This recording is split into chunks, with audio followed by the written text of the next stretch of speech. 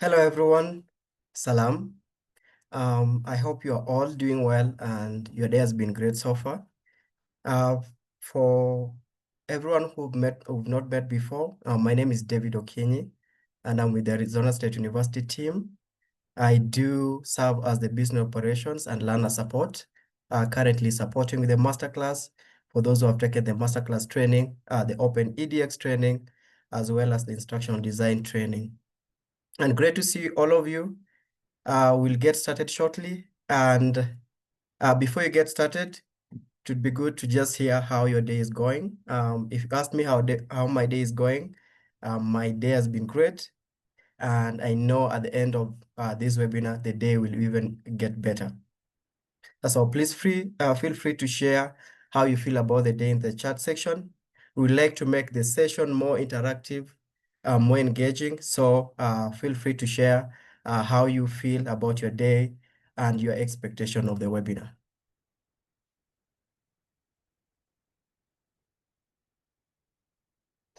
I see interaction on the on the chat channel. I see Genet. I've interacted with Genet before. I see Abreha, Hailey. Nice to see you all. I see very familiar faces.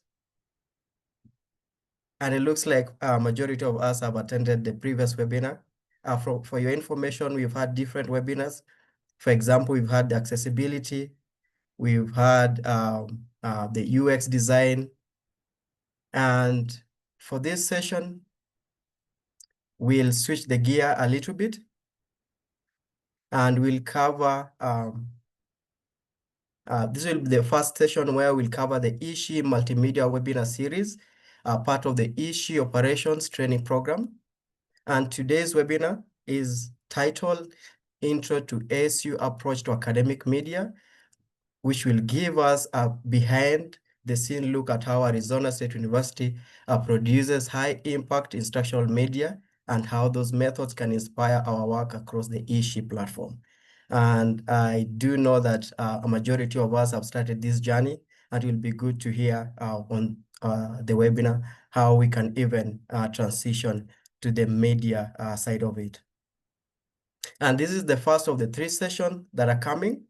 And the session will be themed as the best practices for running a university-based multimedia studio in 2 weeks. That's on 12th August, and then best practices for designing and recording academic media in 4 weeks on 26th of August.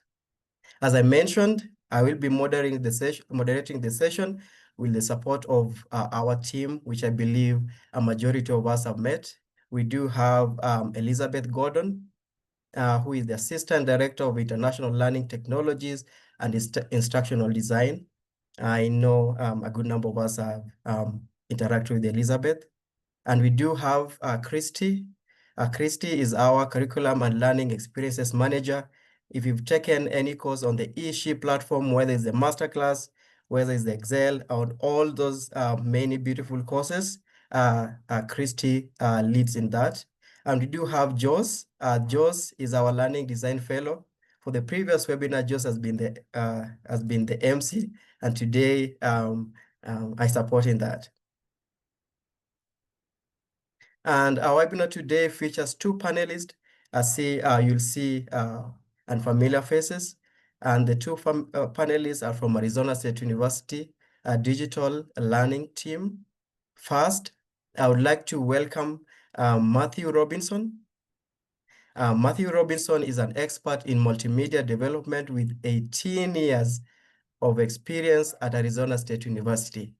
So we are going to learn from a wealth of experience. 18 years is not a few years. He currently serves as director of the academic media team at EdPlus, where he leads innovative instructional media production in collaboration with the faculty.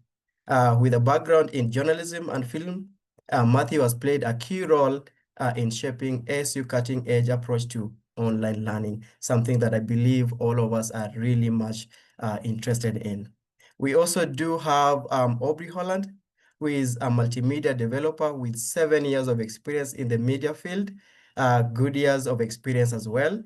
For the past 3 years, Aubrey has been part of the innovative academic media team at EdPlus at Arizona State University, working as multimedia developer for the study hall project. And just to check up with everyone before we dive into the session, I would like to share the session outline. In this session, we'll have 35 minutes presentation, followed by a 20-minute Q&A session. And feel free to add your questions and comments for the presenters to the Q&A box at a time during the presentation. So if you check on your screen, you'll be able to see the Q&A section. That's where we'll be asking all the questions. And you also see the chat section where we'll be having all the engagement. And I see lots of us already engaging on the chat. Please keep on connecting with each other, sharing your experiences. So we love to hear from all of you on the chat as the question come through the Q&A box. Perfect. And to facilitate the conversation, please rename yourself to include your name and institution, which I already see some of us are commenting our names and the institution we come from or organization you present.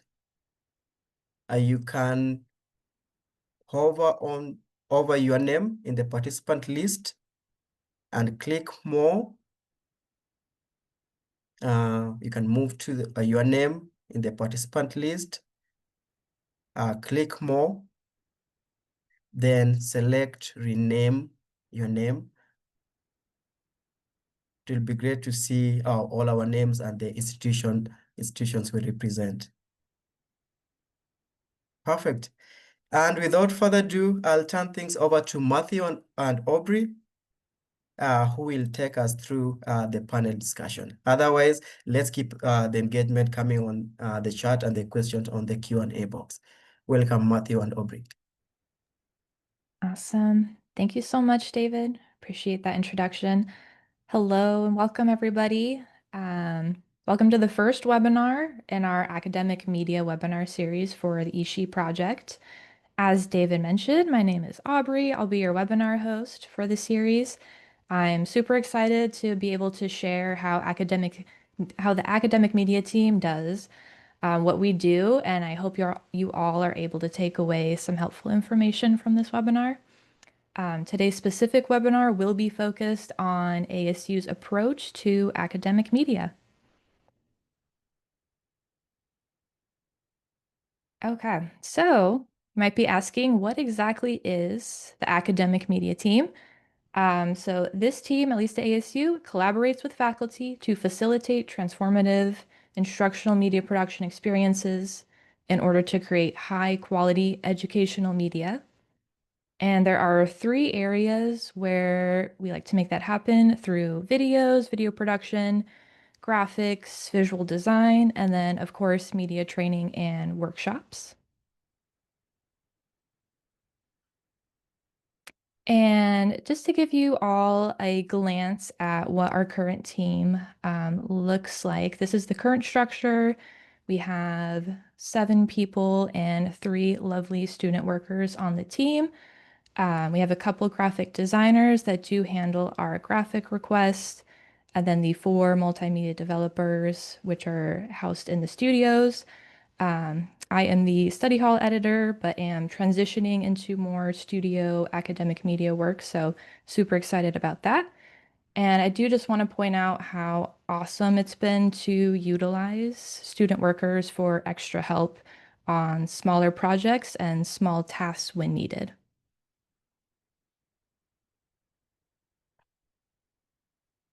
And this is a little glimpse at the studio spaces that we run. Our media team has 3 different studio spaces in 2 different locations. So we have 2 multimedia developers at Tempe Studio A and B, and then we have 2 multimedia developers to cover the SkySong Studio. And that just is to help ensure, I mean, there's lots of faculty coming in, so it's just to make sure that not one person gets overwhelmed with taking on everything at one of the locations. It's always good to have at least a couple people or a few at each studio location. And this slide is just to give you all some statistics from the previous year, just to give you an idea of the scale of output from our team. So our team supports the media needs of ASU Online, Learning Enterprise, and Ed Plus projects. This past year, we had about 2,000 videos produced, around 1,740 slides redesigned, 4.9 million Wistia reviews. Wistia is the main video, I don't want to say software, but browser that we use to host our videos for faculty and students. And we had over 1,000 custom graphics created from our team.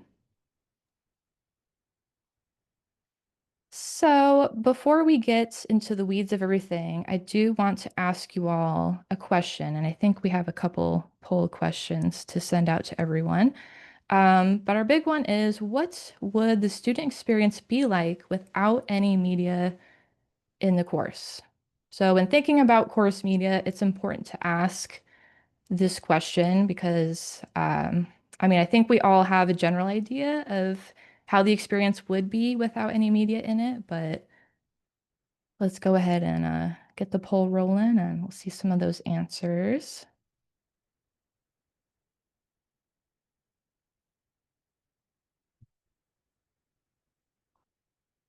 Oh, here we go. Yeah, so I know we have a couple questions for the poll. The first one is, how engaging would a course be without any media? So that's videos, images, audio. Pretty boring, right? I don't think anyone here is going to say extremely engaging or anything. And then our second question, we're asking you, in your experience, media in a course helps you to do what? And yeah, it looks like a lot of people are saying understand complex concepts, which is great. That's kind of what it's there for. Staying engaged, retain information. Yep, it looks like we've got a lot of feel connected to the content. Yes. And it looks like, yeah, good. Nobody said it doesn't help you. Because it should. It's very helpful and necessary in any online course. This is great to see.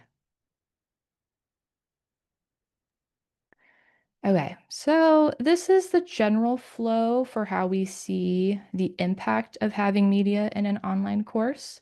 Of course, it's always going to start with faculty curating and creating the media for their course. But of course, they have the help of multimedia developers and instructional designers for that. That, though, we have seen just leads to stronger instructor presence throughout the course, which then leads to stronger student engagement, which then leads to stronger student success. So you can see the clear link between having media versus not in your online courses. And just to go a little bit deeper into the impact of media, really thought about these three categories for some of the larger impacts you can get from including media in your online course. Instruction and demonstration type media help students see exactly how to do a specific process, which is great for, science, physics courses. Having media in a course improves communication between faculty and students.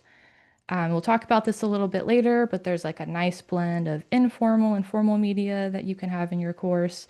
Um, there's just lots of different ways that media can help improve that communication piece between faculty and student. And of course, having media in an online course can help provide direct feedback for students. Along with that, I do want to note that, if you have media throughout your course, students could work ahead through the recorded content. You can also, and we'll talk about this a little bit more, I believe, in webinar 3, but there are video quizzes that you could have in some of your videos that will pop up a question as the student is watching the video, and then they'll get direct feedback if they got the question right or wrong to progress further in the video, which is also a very cool thing that you can add. So just great pieces for getting some of that direct feedback from a course that a student might want. All right, so now we're going to talk about the value of media just beyond engagement. Some other reasons why we'd want to include media in an online course would be to increase accessibility and inclusivity. So design media with these considerations in mind, and we'll also go a little bit more deeper into the specifics of that in the next webinar. Um, this provides opportunities for diversity and representation across your online course media.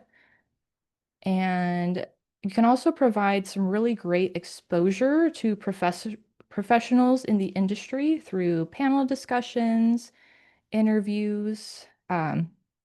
There's just so much value that you could bring the student just by having, faculty curated media that provides their experience and also just what they think about, certain topics and whatnot. This is a really great opportunity for that. And No, then this is, sorry, if Matt well, wants to. no, I was just going to add Mhm. that that the other thing we've noticed through our surveying of our students, our online students, is that oftentimes their perception of the value of the course is somewhat tied to the quality of the media in the course. So students perceive if they saw a course and they're paying so much money for a certain amount, a certain course, that if that course has no media or the media is not done very well, that they perceive that it maybe is not as high a value to them. No, that's a great point. Thank you for that. So the decision process for academic media is kind of the next step. So it starts with faculty ideates where media is needed, or where media could be added to enhance the course experience. Of course, faculty will work with their instructional designer to partner and facilitate new course media. And then that is then when everything's decided on what they want, faculty reaches out to the multimedia developer to create said new course media. Our Yeah, the media team can help with content ideation and how to best approach media content as well. So if the faculty does need some extra help and wants to loop in that multimedia developer in the early phases, I do hope they feel empowered to do so because it just is really helpful, even from like the multimedia developer's perspective, to get an early view into what the faculty is wanting for their course, the vibe that they want, across all of their videos. It would be really helpful. Um, and just to give you all a little insight, our team's roadmap is to help increase cohesiveness across courses by having some of the same media types. So we want to start doing more like every course might have like a faculty intro video or like an intro video for each module. Just having some sort of piece of media that is cohesive across all of your courses, I think is a really great piece to start with. Yeah, the only thing else I would add is that this is often when we can really think about scoping out the kinds of media that we can do with faculty. Some of our faculty will come to us with very grand ideas of kind of all the things that they could possibly do in terms of maybe going out into the field or a certain location and shooting something, or labs and things that they want. So we usually are thinking about impact versus investment here. How much time can we put into one course's media when we serve thousands of courses? And what is the impact of that media in the course? So this is another kind of point in the process where we make that consideration. And then some things to consider when you're creating your academic media. So you're going to want to make sure the content aligns with course and module objectives, of course. You're going to want to make sure that you're producing high quality media.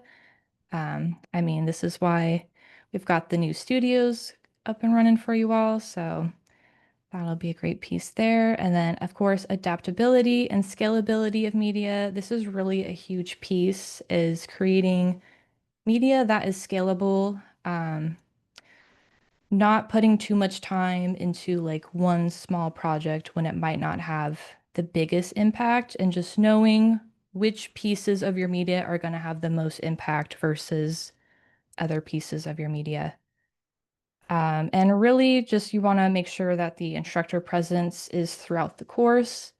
We want faculty to feel empowered to be like their authentic personal self and like really have their own personal narrative kind of spread out throughout their course. We really do think that helps with the student success in that course.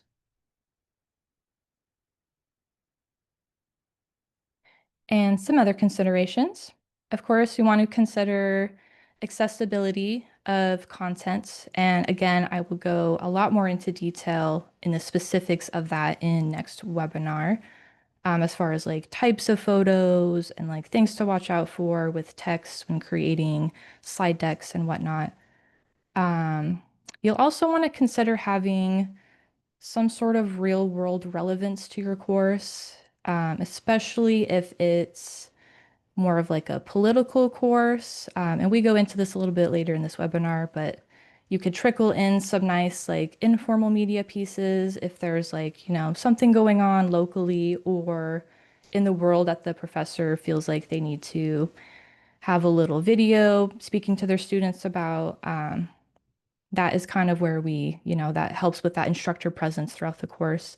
And then also designing universally designed content and media. Design for inclusion, choose B-roll and graphics that represent a diverse population of people. So we always want to make sure all students feel included in the work that we do.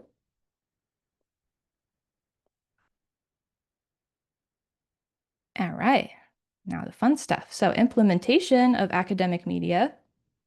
Really the meat potatoes is going to be your course lectures, course overview videos, faculty introductions. We also do a lot of infographics for specific processes, animated scenarios, and then there's also the instructor created media, which is what we like to consider more of the informal media, which is what this little photo is down at the bottom. So, what is formal and informal media? This is something I've kind of hinted at throughout this webinar, so now we'll kind of get into it. So, what is formal media? We consider formal media to be high production quality that's used for the main content of an online course. This is usually produced by the academic media team, and it can include introduction videos, main lecture content, demonstrations or labs, interviews, and special projects. And this is really going to be the bulk of the media that you're going to want to create for a course, and also what students should see throughout their course is that formal media piece. And going into some of the benefits of formal media, the nice part about this from faculty end is that the media team handles the production and the editing, which is really nice and handy. And obviously everything looks a little more polished that way too when you do have a media professional handling everything. And it can increase accessibility for students with the accessibility training, and it provides higher production value. There are vast creative possibilities within the studio that we can help the faculty create. And this is best for evergreen content.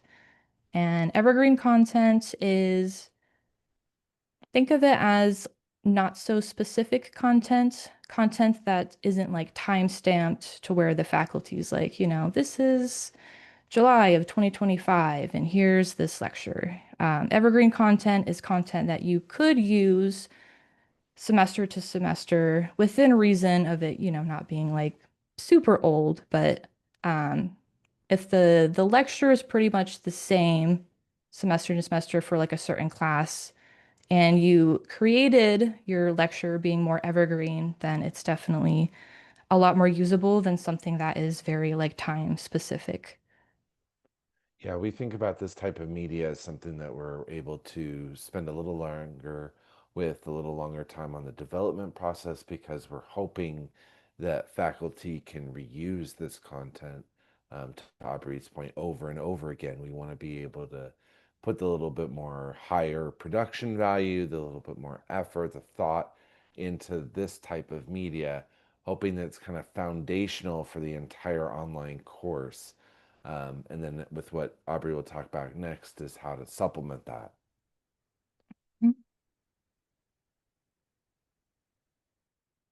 And to kind of go to the other side, the informal media. Um, so this is media that is created by the instructor to supplement formal studio production efforts. This should not be used for your main course content. And again, this is where that example of, say, you have a politics course, instructor can release a short explanation video connecting maybe relevant world events to some of the course objectives. It could be a quick, feedback video on student work, virtual field trips, announcements, a fun little like instructor bio, maybe like a comment on current events. I mean, these are all like very short form, kind of quick video pieces that we feel the instructor could create on their own. And this will supplement that informal media piece into the course and kind of give the student another side to the professor that they might not see through the formal media side. Again, this just sort of helps with that instructor presence. Yeah, and it's another way, it's part of our strategies for large um, classrooms. So we have some instructors that have to teach a class in a session of 100 plus students.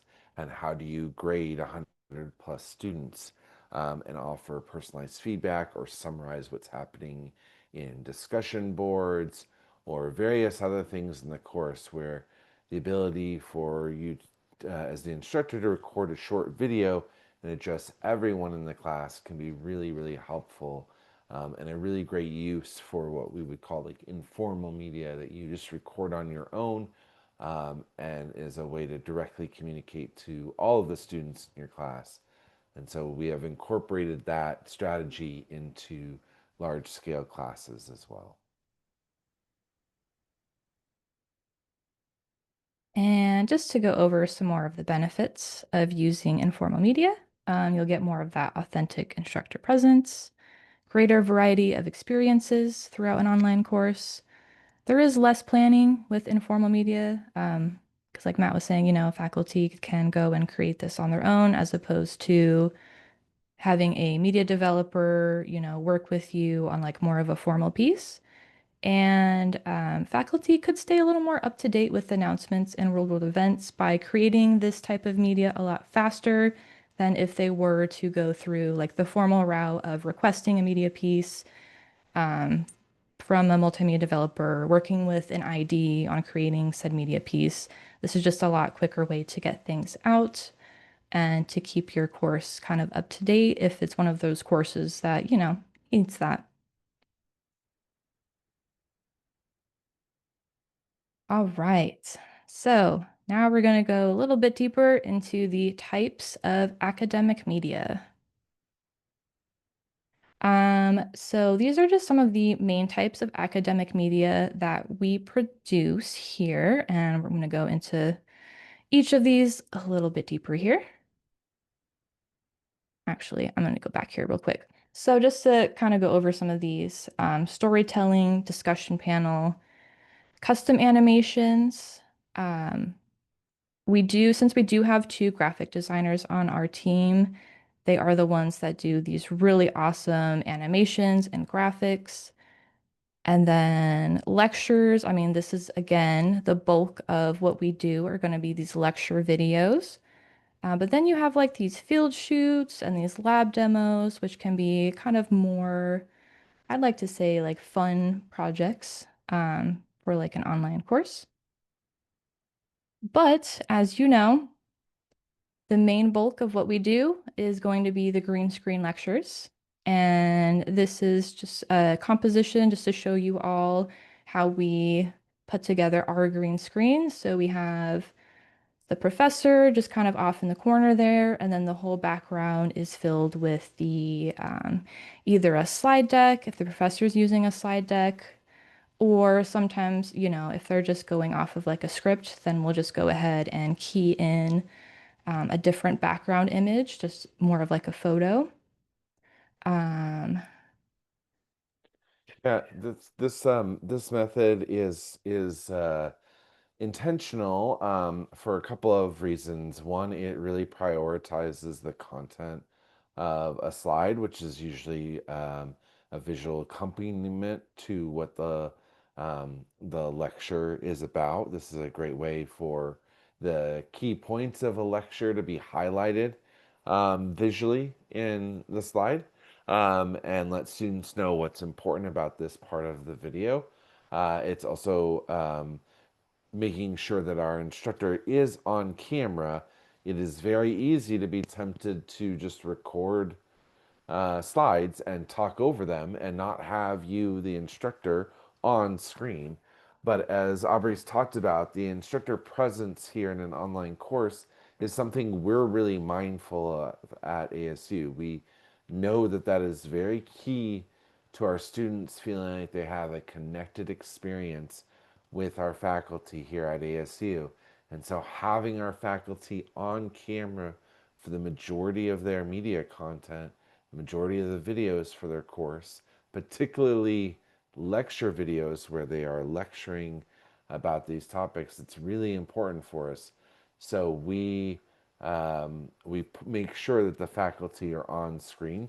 Sometimes those faculty aren't happy about being on camera, but we must insist that they are on there. And then to this point, this formula is so repeatable. It's a formula for a reason. We refer to it as that, or a recipe, because it can be followed by our working learners. It can be followed by anyone on our team could come in and take over one of these edits because they're very standardized. And it helps us work at scale. With this model of just this format right here, one of our multimedia developers can produce nearly 500 videos in a year because this is a quick moving formula that lets us turn around media from when the faculty comes into the studio to when their video is in their course in roughly a week. And we can do it in less if we need to. So that's great. Thanks, Matt. And just to give you all a little glimpse at other examples of how you could use a green screen.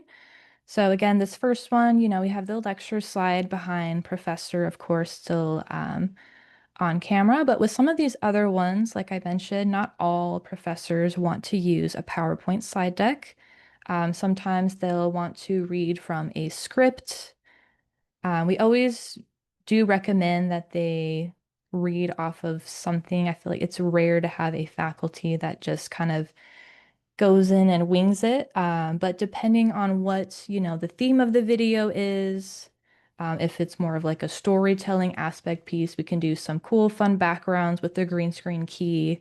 You can put images behind them, and then you can kind of layer that, like with this bottom left image here, put an image even pop up over like the background image and kind of have it a little more as just like a background blurred interesting piece as opposed to just like, instructor and like white background. Or if it's something more specific, like more of like a science course, you can have like graphics pop up while you're demonstrating. Like in that bottom right thumbnail, I believe they're demonstrating, I want to say either bones or body parts. So then the graphics would pop up on the screen as they're demonstrating, what that thing is. So there's lots of different things that you could do with green screens and keying, which is really nice, which is why it makes it so scalable and such a nice recipe to follow. yeah, I would just add that, yeah, that what that allows us to do is be very, very um, accommodating while also continuously thinking about how we work at scale and support as many faculty as we do. So it just allows us a lot of creativity, even with something that's very formulaic or very much a recipe. Mm-hmm.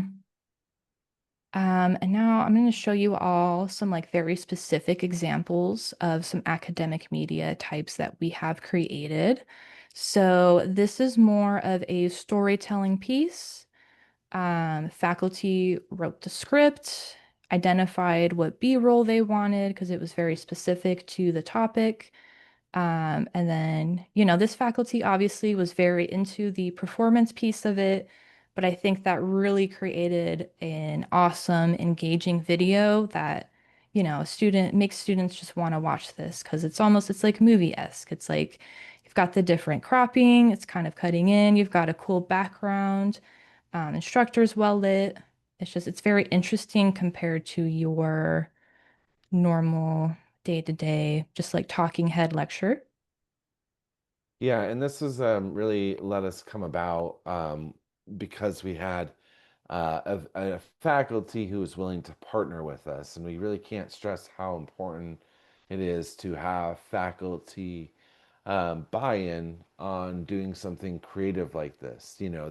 The green screen um, uh, the like lectures that we've shown you and the recipe we have is intentionally designed to kind of meet faculty where they are, in that they're used to just giving a lecture in person, and they probably do so based around a slide deck or a series of accompanying visuals. And so we want to meet faculty where they are and where they're comfortable. Not everyone's comfortable on camera. And so we try to kind of replicate as best we can what they would have done in the classroom. But then we get faculty who um, approach teaching differently, and some are very comfortable in front of the camera. And so we would love to embrace their eagerness to put a little more effort in and be a little bit more performative. And so that's how this comes about. This also was where this particular style matches very well with the subject matter. This is an intro to storytelling. It's a course on storytelling. And so having our instructor be a bit more of a storyteller himself really matched the material very, very well. And so, yeah, it's something to engage with. Now, this um, may look like there's a lot of production elements here, or like it was a costly production. And I know financial considerations are always really, really important. Um, but in reality, I mean, that is just a projector that's projecting on a wall, kind of a smoky background. And we have him lit with a couple lights. And so this is not a huge production for the kind of look that we get from it. It's a couple lights and a projector, just to give you a sense of kind of we work with a fairly limited amount of resources, but still try to do things creatively.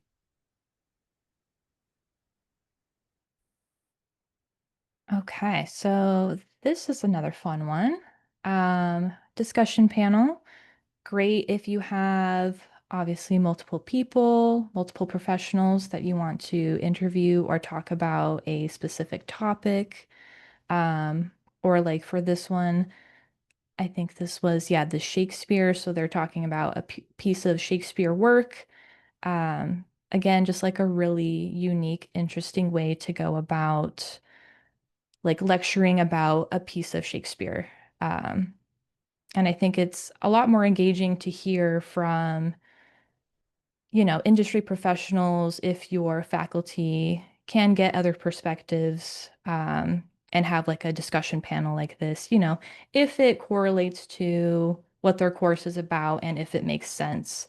So at the end of the day, not every course is going to have, a storytelling video because it just doesn't fit. And not every course, needs a discussion panel, but it's just knowing which types of media fit your faculty and course the best. Yeah, I would just say that the nice thing about something like this approach, and sometimes how we would talk to faculty about it, is that um, sometimes they want to bring in more voices than themselves. We know people like to watch uh, talk shows, people talking to other people. And so when we think about that, we can encourage our faculty to think about, well, if you have, this could be colleagues, this could be former students, this could be current teaching assistants in your course that you bring in to record a video where you talk through elements of the course or the course subject matter. Um, and there should be less preparation in some ways for this than a formal lecture, in that you're likely not having to create slides for this, just a series of kind of prompts and questions to ask, and hopefully let the conversation go from where it was. And now, while we're shooting this with a couple cameras, this definitely can um, this could be done with one camera. It still serves a purpose of that this is really helpful way to create engaging content and bring in those additional voices than that a lecture typically does not have in them. And very similar to the discussion panel is a talk show style. And I believe, Matthew, correct me if I'm wrong, but this is a little more casual than the discussion panel because this is more of like talking about a topic and then just them just kind of figuring out what kind of flows from that as they're talking about it, as opposed to having maybe some set prompts like a discussion panel. Yeah, and we can look at something like this as, if I remember, I may be misremembering this, but I think that this is actually a way that they're kind of wrapping up the course. So in this particular video, these two faculty are talking a little bit about how, some of the big themes of the course, some of the big um, um, topics and important things for students to take on from one course to another one. So this can be somewhat casual, it can be kind of informal. These two people already know each other, so they already have rapport with each other, and then can just come in and kind of talk through what happened in the course, and kind of send off things for the students. And we think about some of these approaches we're showing you. We're trying to show you the wide variety of and amount of disciplines that we support at ASU. We have over 300 online programs, and those range from every kind of discipline imaginable. And so our approaches to media always have to be considerate that they work for lots of different people, lots of different disciplines. We can't get too specialized in our approaches for one particular discipline over another, because uh, we'll often have 3 to 4 recording sessions in a day. And so we have to be nimble and moving between these. So we think about our production methods in ways that can apply to a lot of different subject matters. So panels and talk shows like this are approaches that can work for nearly every single class. And to give you all an example of a narrative lecture, so this is a combination of professor a professor lecture, but also with some animated cutscenes to describe a certain scenario or story that faculty wanted to convey. So this, we obviously had some help from our lovely graphic designers and animators on our team. They did a really amazing job by putting together these kind of animated cutscenes. Yeah, the idea here was that the faculty had was already teaching in this method for this Law 480 business law course. Our faculty for their in-person teaching would basically take his students through a story of three friends opening up a coffee shop and all of the laws that they will interact with um, along the way of their journey in opening and running this shop. And so we were thinking, okay, um, how can we replicate that in video format? Because he was very convinced that this teaching method was really, really, really working for his students. He was finding that there was higher engagement in this with students because they wanted to know if, in this case, Marta and her friends were successful in opening up a coffee shop. And so we had to think about this in the sense that these little animations you're seeing, we have to custom create. They take a lot of time and a lot of effort. But so we worked with the faculty to identify just key moments where the animation would be helpful in the story he was telling about the opening of this coffee shop. Because we were like, we cannot animate the entirety of 7 videos. It will take far too long for us to be able to do that, but we can do some of this in key moments. And so that's where the storyboarding came in with the faculty. Again, we were very lucky in these instances when we're able to move outside of doing just our very effective green screen recipe. Is that we've been able to partner with faculty who are willing to put in a little additional time and effort into their media, and that's very key. The demands on faculty are so high, there's so little time that they have for additional things that we really do have to, uh, have faculty who want to put that extra effort in order to be able to do things like this. If they're not willing to put in that extra time, then we are likely going to make sure that they stick to kind of what they know, which is the lecture format and the green screen. And a lot of this stuff comes down to scripting as well to incorporate these narrative elements, the storytelling elements. Again, if we couldn't have done the animation in this, we would have still wanted to just capture him telling the story of these three friends opening up a coffee shop. So while we've been able to add animation because of the talents of my team, and the fact that I'm able to have a team of 7 multimedia developers to support all this. But if I hadn't, I still would have just wanted to get the faculty to write out this story and then deliver it on camera. And I think that still would have been extremely effective in incorporating narrative elements to lectures. And what we're seeing with this in particular is just higher levels of engagement. If students are emotionally invested in a narrative tied to the content of a course, they are just they're putting more effort in to engaging with the material and learning it because if we can find an emotional connection to the material for them, they tend to be more engaged with the material. So,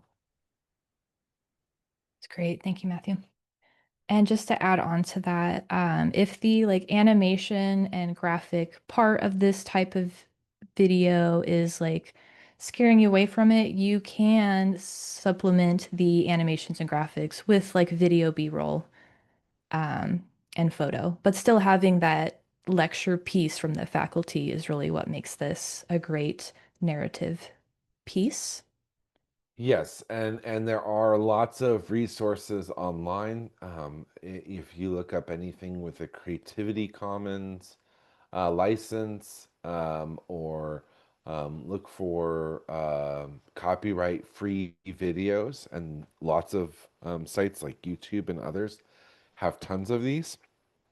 There are repositories of B-roll footage that you are able to download and incorporate into any lecture. So, you know, just to say that there's a lot of options out there that aren't um, costly.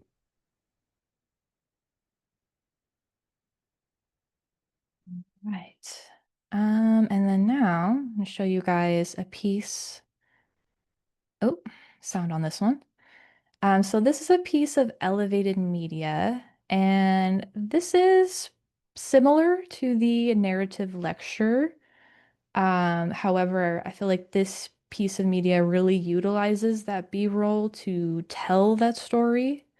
And this is really great for, again, more of that story style telling of lecture.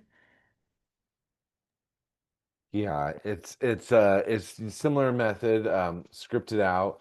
Um, this is a course where the instructor is talking about culture, technology, and environment, but doing so around classic stories of mythology and other elements. And so our instructional designer had kind of identified that there were unique opportunities in this particular course that had a strong storytelling element to it.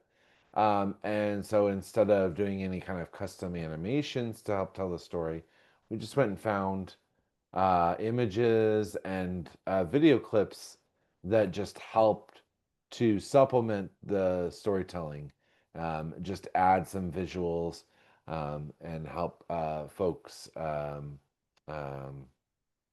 students kind of imagine this larger story, the context of the class, and other elements within it. So again, just um, this was a lot of stuff we were able to find relatively easily online that could be used copyright free.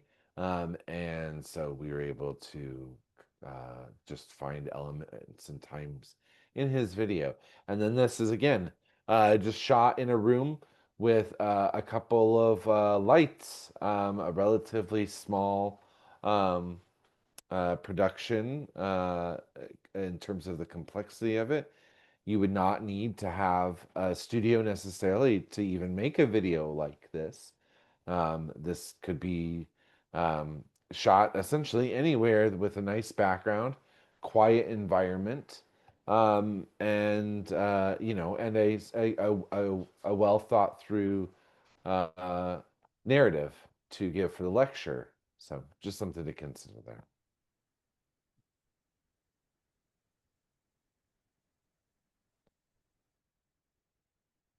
Okay. And I did want to touch a little bit on the graphic and visual design side of our team. So our graphic designers, they're designing a majority of banners, course cards, thumbnails.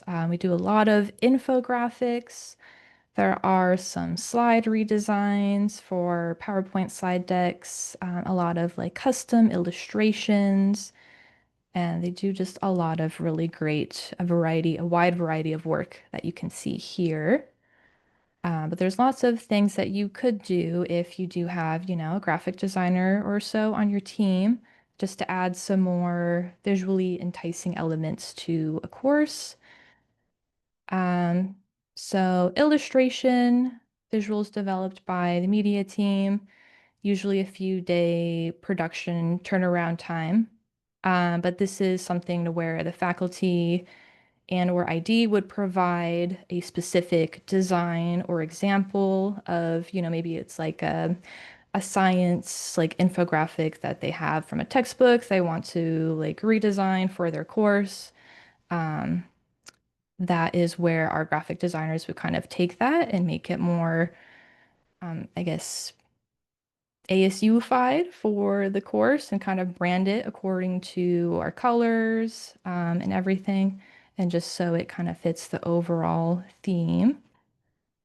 And here's some examples of just a couple infographics. So you can see on the left, this is what all of the text look like on the screen before, just pretty boring, white background, black text, doesn't really make you want to read it. And then after, this is what our graphic designers had designed. It's just a lot more visually appealing. Your eye sort of follows with the numbers and the titles. So it's broken down a lot easier and just a lot more visually appealing to read as opposed to just flat text on a screen. Something like this does take a little bit more of a production turnaround. So I would say about a week for something like this.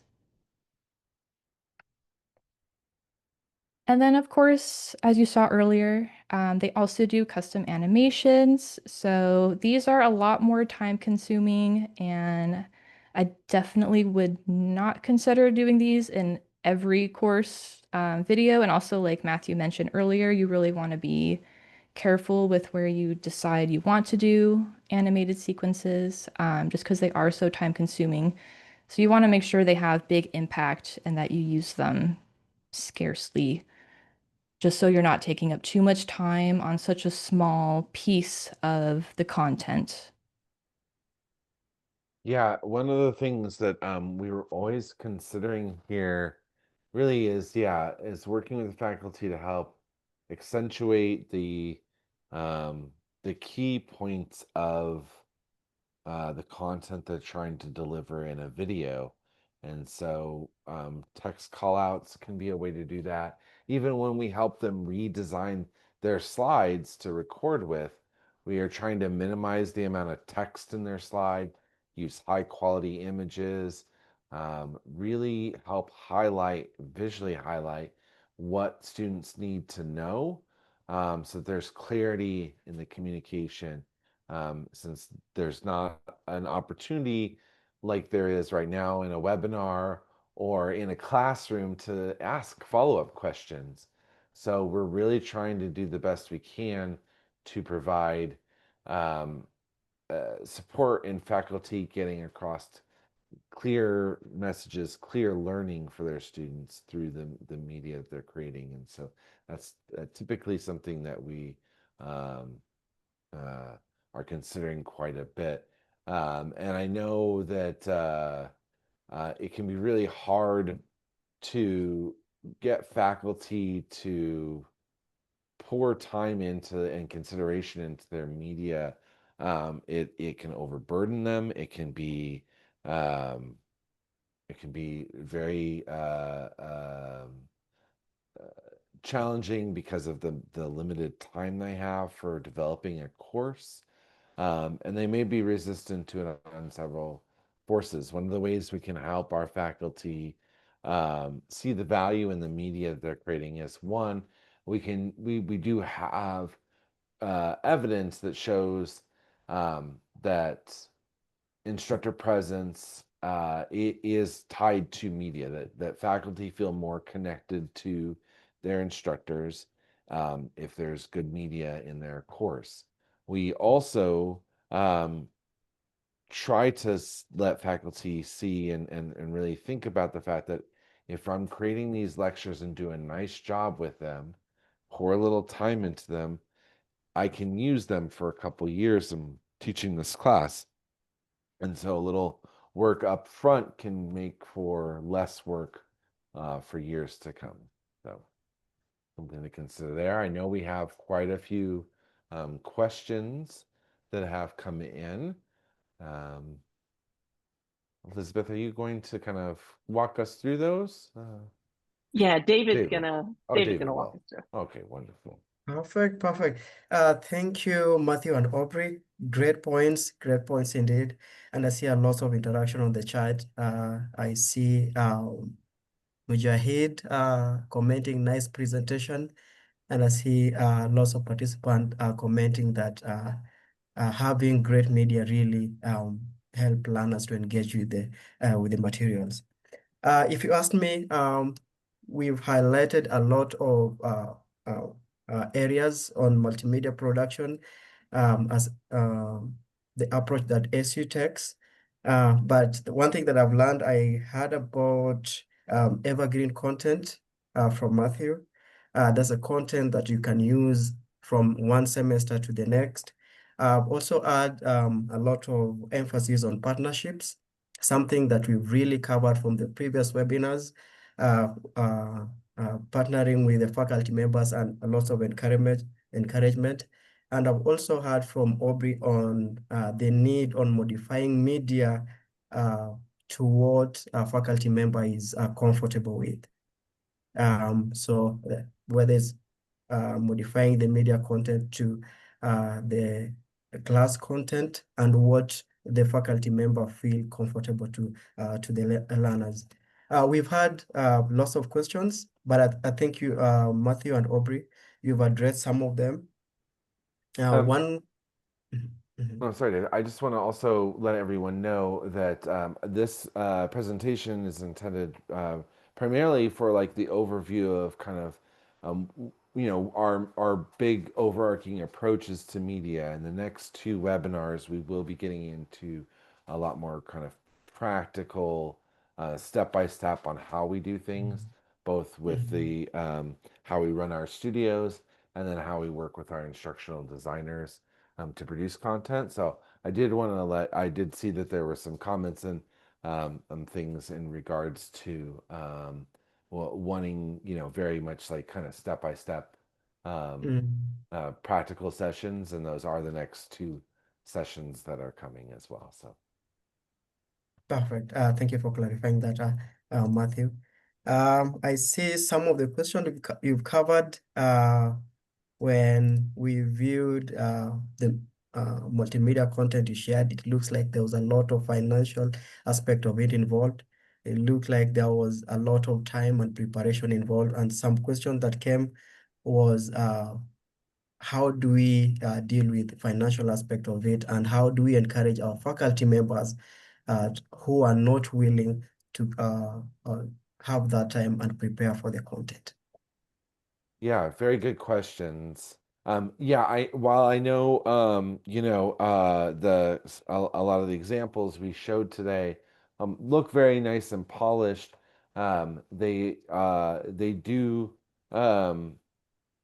these do still come down to relatively small uh, amounts of equipment, and we don't use um, uh, sort of cinematic level equipment. We use what we would call kind of prosumer, so something that sits between kind of a mid-tier level of camera and lights and things that roughly like the videos we showed where people are in those panel discussions, the talk show, or either the two sort of storytelling lectures that we have.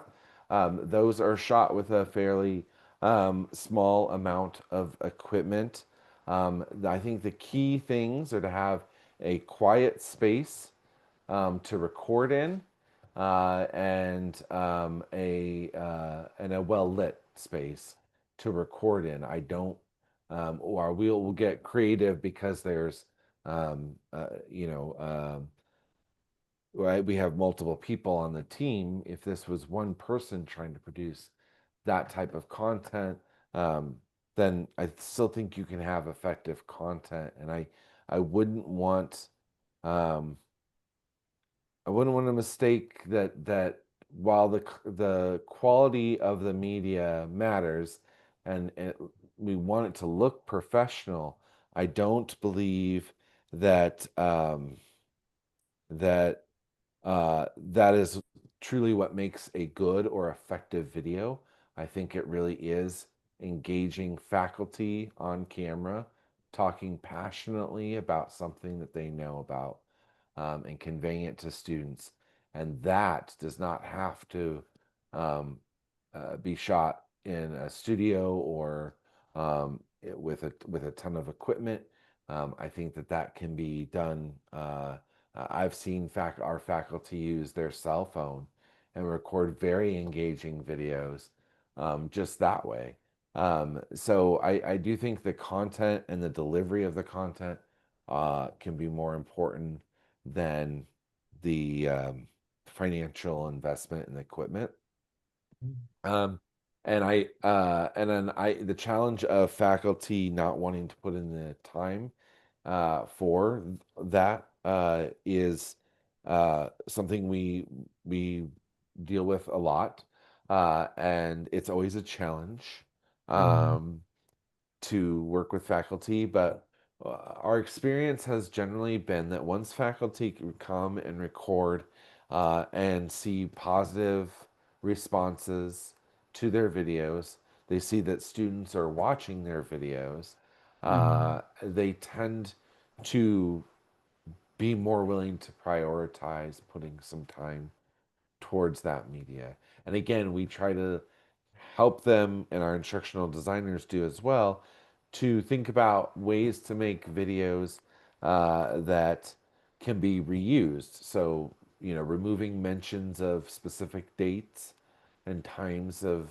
the year in their video, removing specific references to one specific class, are ways in which they can kind of reuse these videos multiple times. I think that is very, very important.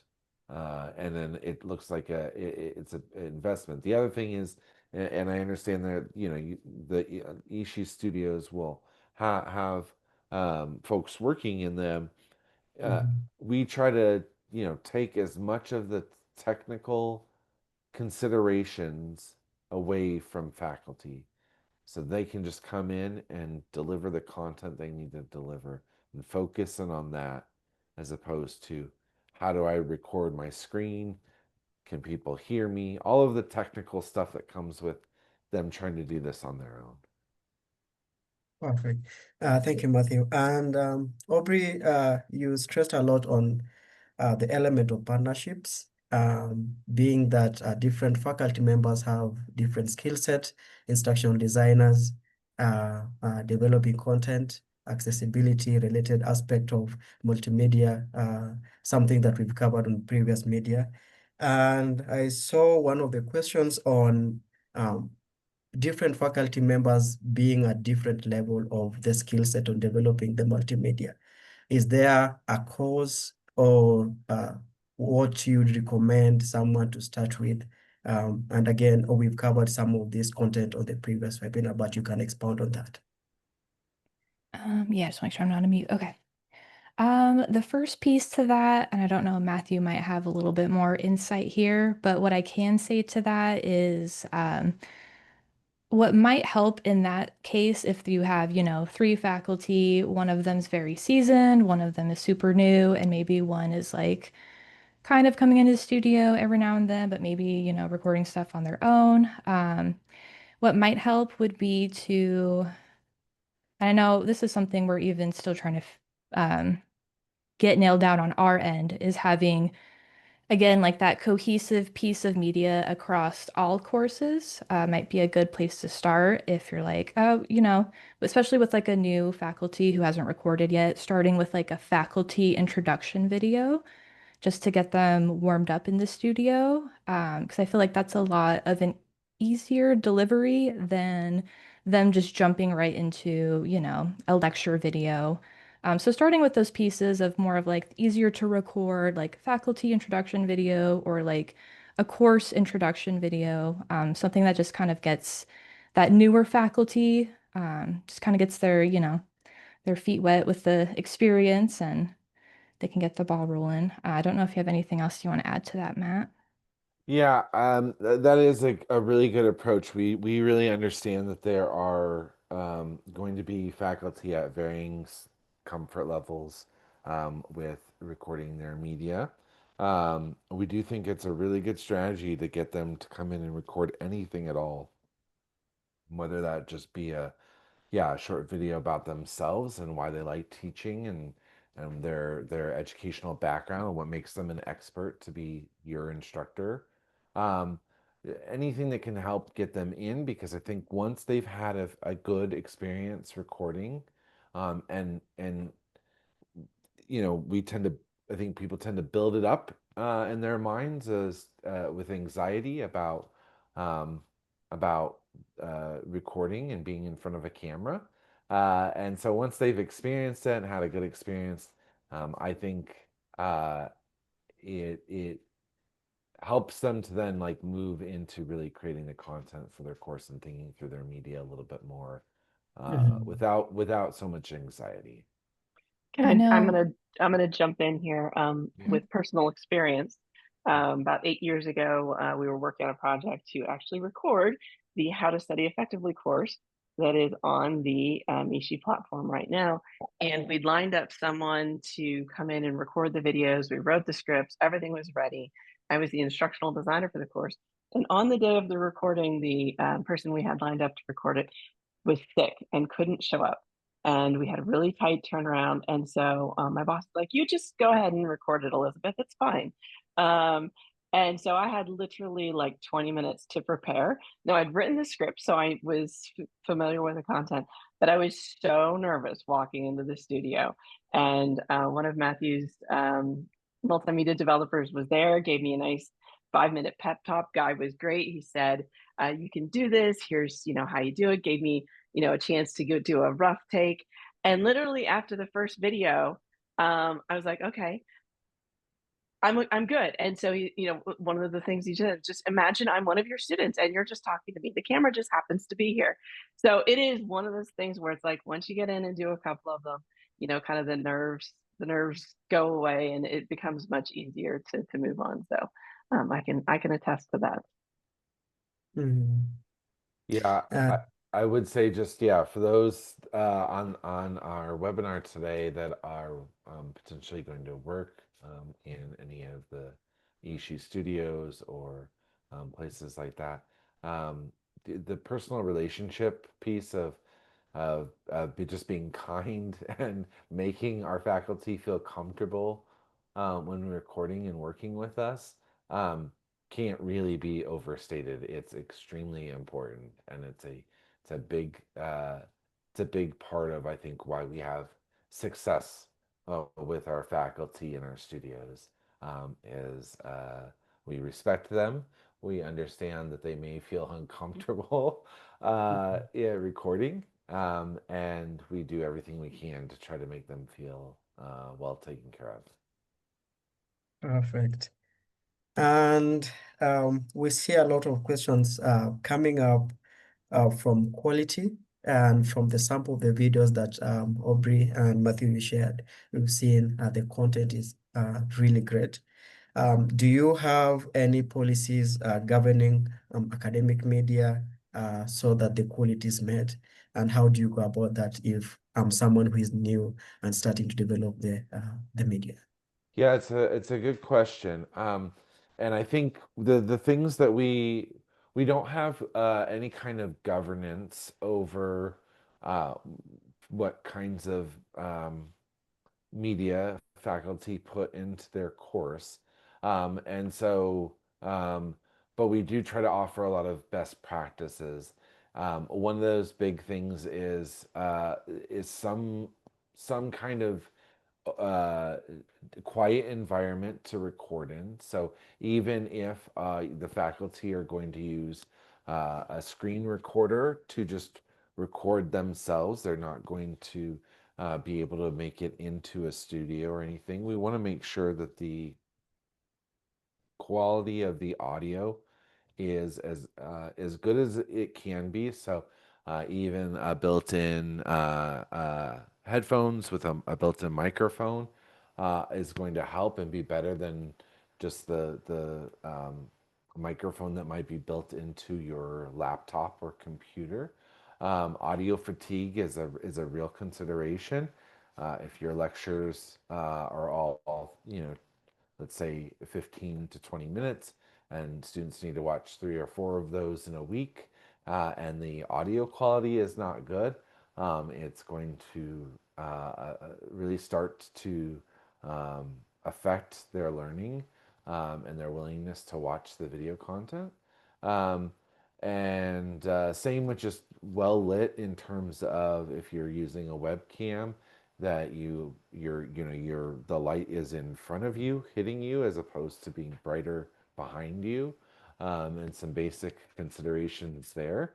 So those things do help with how we can control the quality of it. But ultimately, the faculty do get to decide what they want to do for the media in their course, do get to decide what they want to do for a lot of different, whether or not they want to work with us or not, and how much they want to work with us. So we're always just trying to elevate their media skills as much as we can. Perfect. Thank you so much, our panelists, Matthew and Aubrey, as well as our ASU team, Elizabeth, Joseph, and Christy. Yeah, And sorry, David, let me jump in really quick. I do want to just reiterate, this is the first of our series of academic media webinars. The next one will focus on very practical steps for multimedia developers to run a studio. And then the final will be focused on providing a lot more direction for instructional designers and instructors on deciding which content should go into a video and really the nuts and bolts of that.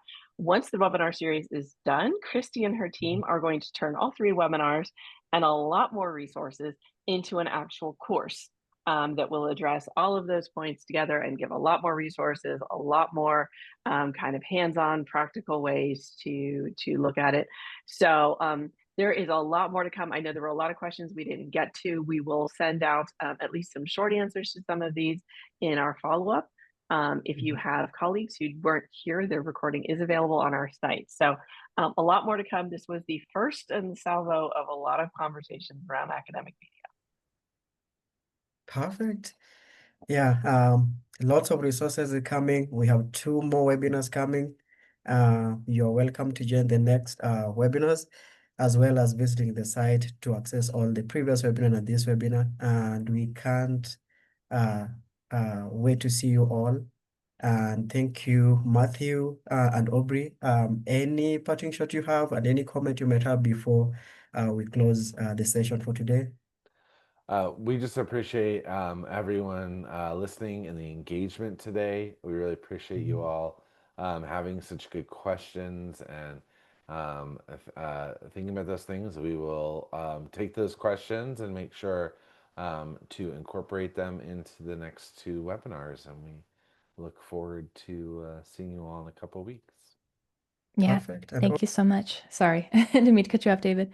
I just want to say thank you so much to everyone being here. Thank you for all the awesome engagement. And yes, if you do have any questions you're really wanting to know, don't be afraid to ask them because I would love to add some more things that would be helpful to you all in the next 2 webinars.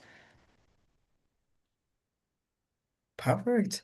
And thank you all for being engaging participants and for all your contribution on the chat and your questions. For the questions that have not been addressed, we'll share all the resources and the answers to all those and see you all in the upcoming webinars. Otherwise, we call it a day. Thank you all. Bye. Bye-bye.